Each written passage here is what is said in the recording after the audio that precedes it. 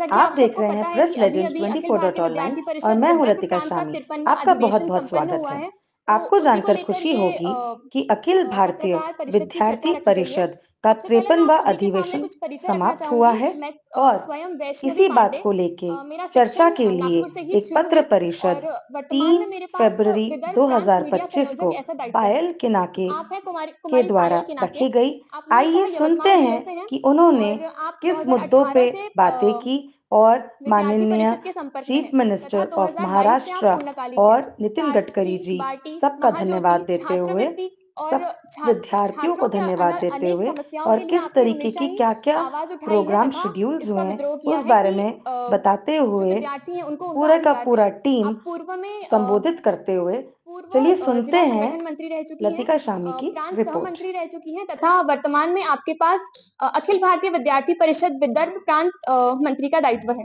आप हैं शुभ जायसवाल। आप मूलतः बुट्टीबोरी से हैं और अभी शिवाजी साइंस कॉलेज में आपका शिक्षण शुरू है और अभी वर्तमान में आपके पास महानगर सहमंत्री ऐसा दायित्व है। मैं आगे के लिए पायल ताई से निवेदन करती हूँ कि वे आप सबको संबोधित करें। नमस्कार सर्वांना.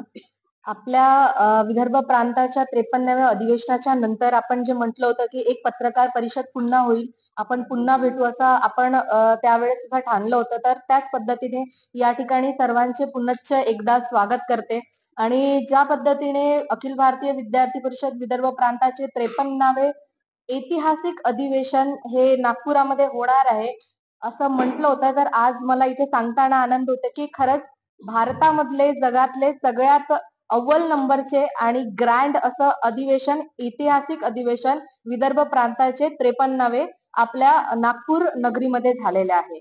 या जर आपण अधिवेशनाचा विचार केला तर हे 53वे अधिवेशन 28, 29, 30 जानेवारीला विदर्भाच्या इतिहासातील आतापर्यंतचे सर्वात मोठे अधिवेशन हे अहिल्यादेवी होळकर नगर, रेशीमबाग मैदान, नागपूर येथे संपन्न झाले.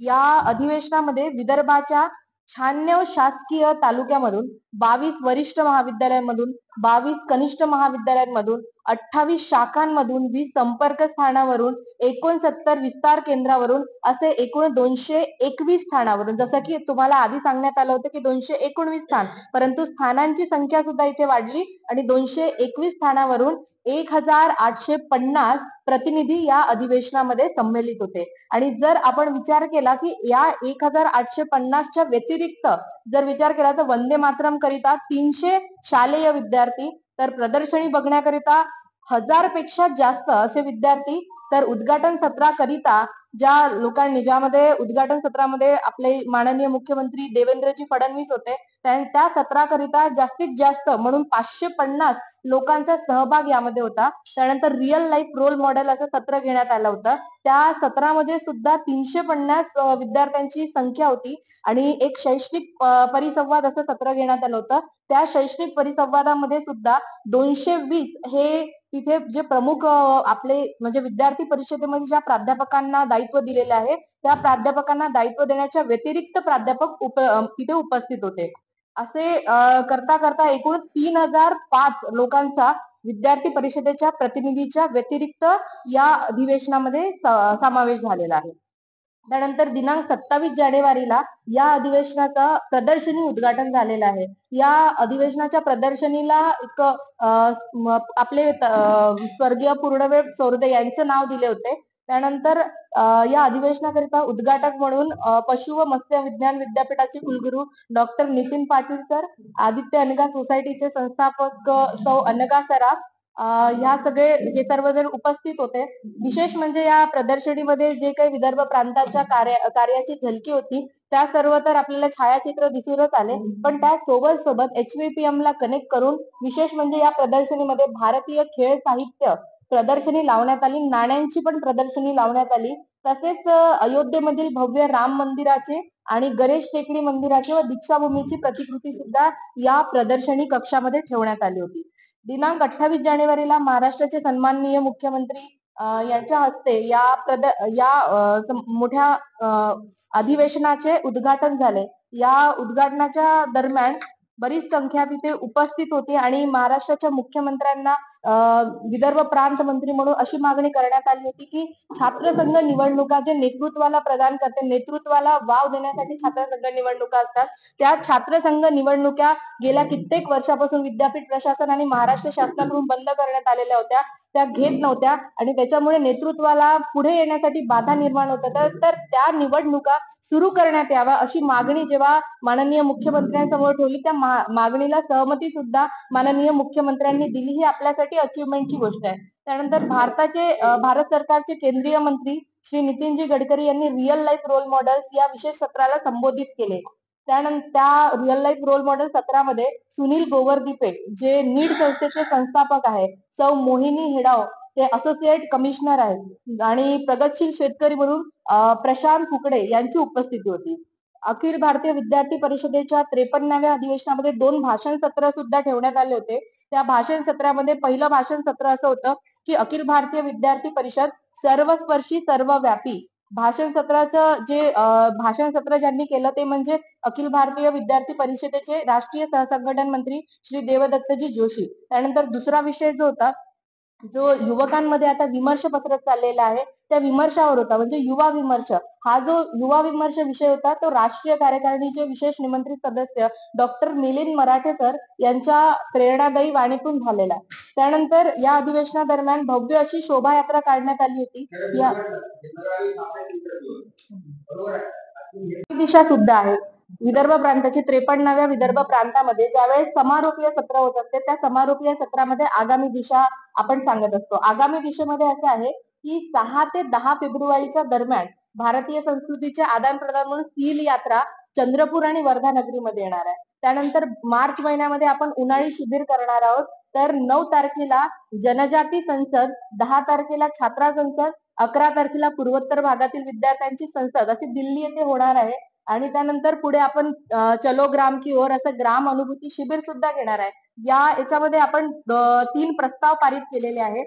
त्यामध्ये 3 प्रस्तावामध्ये विदर्भाची शैक्षणिक स्थिती म्हणजे ज्या पद्धतीने प्रवेश परीक्षा परिणामाला घेऊन कुठलंही विद्यापीठ जे आहे ते गंभीर नाही आहे, म्हणून विदर्भाच्या शैक्षणिक सद्यस्थितीमध्ये आपण असं टाकलेलं आहे की शैक्षणिक वेळापत्रक नीट करण्यात यावं. त्यानंतर डी बाटू सारखं विद्यापीठ ज्यांची स्वतःचं सर्व्हर सुद्धा नाहीये, अशा विद्यापीठाच्या अनेक समस्या लक्षात घेता ते विद्यापीठ बंद करण्यात यावं. अशा अनेक मागण्यांसोबत हे सुद्धा तुम्हाला मिळणार आहे. तर अशा अनेक मागण्यांसोबत शैक्षणिक प्रस्ताव हा सर्वानुमते पारित करण्यात आला. त्यानंतर सामाजिक सद्यस्थितीमध्ये सुद्धा संपूर्ण महाराष्ट्रामध्ये आपण विचार केला तर गेमिंगच्या याच्यावर, महिला सुरक्षेच्या याच्यावर, त्यानंतर अंमली पदार्थाच्या याच्यावर, संस्कृती प्रदर्शनच्या याच्यावर, संस्कृतीचे जतनच्या संबंधित, ई कॉमर्स, प्लास्टिक वेस्ट या संदर्भामध्ये, त्यानंतर नकारात्मक सिनेमा कंटेंट या सगळ्या गोष्टींमध्ये सामाजिक प्रस्ताव सर्वानुमते पारित करण्यात आला. त्यानंतर जो सर्वांगीण विकास जो आहे विदर्भाचा, यामध्ये वेगवेगळ्या जिल्ह्यातल्या वेगवेगळ्या संधी घेण्यात आलेल्या आहे आणि त्या संधी अचूक झाल्या पाहिजे म्हणून विदर्भाचा सर्वांगीण विकास असे 3 प्रस्ताव सर्वानुमते पारित करण्यात आले. याच्या कॉपी सुद्धा आपल्याला मिळून जाईल. आणि या वर्षभरामध्ये या 3 प्रस्तावावर आम्ही काम करणार आहोत आणि या वर्षभरामध्ये 3 प्रस्तावाचे कार्य कशा पद्धतीने पूर्ण होईल याकडे आम्ही लक्ष देणार आहोत.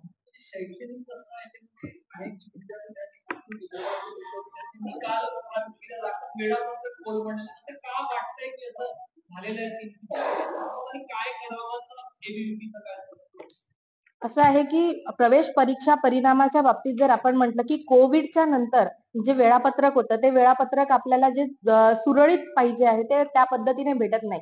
3-3 महिने परीक्षा होते, परीक्षा होऊन सुद्धा रिझल्ट लागत नाही. अमरावती विद्यापीठाचं हेच उदाहरण आहे, नागपूर विद्यापीठाचं पण आहे आणि गोंडवानाचं पण आहे. परीक्षा केंद्राला माहित नसते की ते परीक्षेचं केंद्र आहे. या सगळ्या गोष्टी असतात म्हणून हे जे शैक्षणिक वेळापत्रक आहे ते नीट होणे गरजेचं आहे.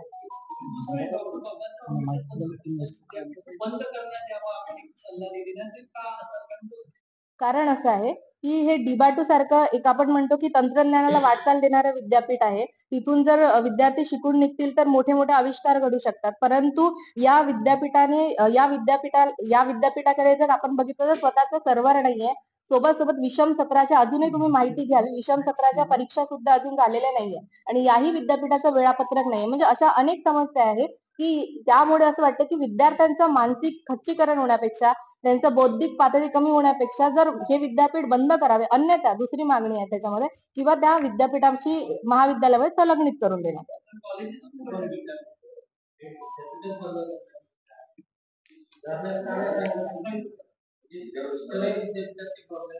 त्यामुळे दुसरा मुद्दा आहे.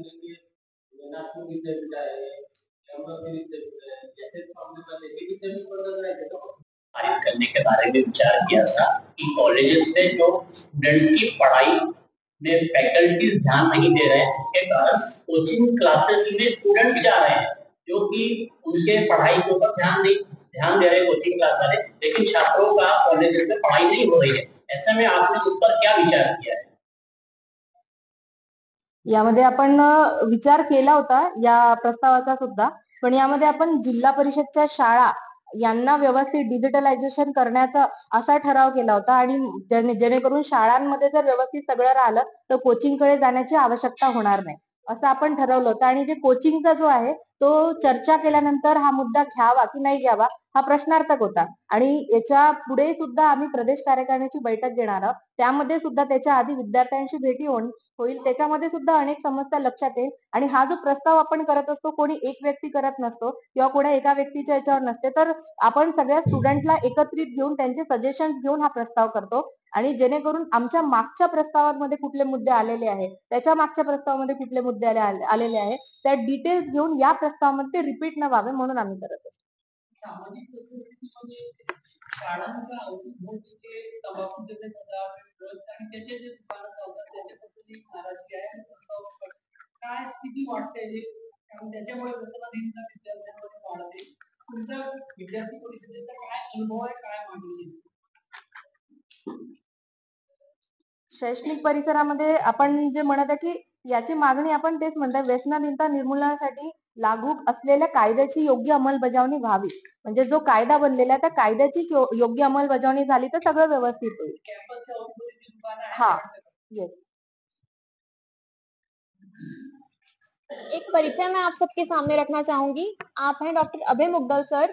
वीएमवी कॉलेज में आप प्राचार्य हैं और वर्तमान में आपके पास नागपुर महानगर अध्यक्ष ऐसा दायित्व है। डॉक्टर मुग्गल सर मैं आपसे ये जानना चाहूंगा, जो बाहर में ट्यूशंस पढ़ाए जाते हैं स्टूडेंट्स को, उन पर काफी दबाव डाला जाता है ट्यूशंस का, जिससे वे सुसाइड करने पर मजबूर हो जाते हैं। तो ऐसे में एबीवीपी की अगर मैं बात करूं तो इस पर क्या कार्रवाई की जाएगी या क्या रूपरेखा है? देखिए, अखिल भारतीय विद्यार्थी परिषद अपने आप में एक ऐसा अनूठा संगठन है कि जिसमें विद्यार्थियों को केवल कक्षा तक ही सीमित नहीं रखा जाता, तो उसको विविध आयामों पर भी विद्यार्थियों के साथ में उनको प्रशिक्षण दिया जाता है और समाज में उनको खुले तौर पर काम करने का मौका भी मिलता है। तो आप जिस तरह का दबाव की बात कर रहे हैं, अगर विद्यार्थी परिषद का अगर वो कार्यकर्ता है तो निश्चित रूप से इस दबाव में आता नहीं है वो। अगर हम सामान्य विद्यार्थी की बात करें तो अखिल भारतीय विद्यार्थी परिषद ने हरदम अपने इस एजेंडे पर मुद्दा रखा है कि जो प्राइवेट कोचिंग क्लासेस है उस पर बच्चे डाइवर्ट न होते हुए ही कॉलेजेस में कक्षाएं कैसे अच्छे रूप से होगी, इस तरह से निरंतर रूप से अखिल भारतीय विद्यार्थी परिषद शुरुआत से काम कर रहा है। तो इसमें ऐसा जैसा आप बोल रहे कि बच्चों पर दबाव आता है, अगर ऐसे इस तरह से कोई अगर जानकारी अगर परिषद की ओर आती है तो निश्चित रूप से हम उस महाविद्यालय में जाकर आंदोलन करते हैं। आपने जो इसका भी मुद्दा उठाया, निवडणुकीचा जो विषय निवडला, वास्तविकता मागणी याच्याकरता केली होती की महाराष्ट्र शासनाने केवळ एका पत्राच्या आधारे निवडणुका आता पुढे ढकलण्यात येत आहे, बंद नाही केले, पुढे ढकलण्यात येत, त्यानंतर कायमच्याच बंद झाल्या, अशा प्रकारचं ते पत्र होतं। त्याच्यामुळे अखिल भारतीय विद्यार्थी परिषदेला जाणवलं की जे समाजामध्ये उभवणारे जे नेतृत्व आहे ते नेतृत्व अशा प्रकारच्या निवडणुकीतूनच निर्माण होऊ शकते, आणि त्या निवडणुका साधारणतः सगळीकडे बंद पडलेल्या आहेत, आणि इतर मात्र त्या सगळ्या सुरू असल्यामुळे जेएनयू सारख्या विद्यापीठामध्ये किंवा इतर विद्यापीठामध्ये सुरू असल्यामुळे ते महाराष्ट्रात का बरं बंद आहेत, म्हणून अखिल भारतीय विद्यार्थी परिषदेला प्रकर्षाने जाणवले, आणि मुळात हे अधिवेशनात आलेल्या विद्यार्थ्यांना जाणवलं की अशा प्रकारच्या निवडणुका बंद झाल्यामुळे येणाऱ्या काळामध्ये भविष्यातले जे नेते आहेत, जे चांगल्या दर्जाचे नेतृत्व आपल्याला प्राप्त झालं पाहिजे, जाणवलं, त्याच्यामुळे हा प्रस्ताव ठेवण्यात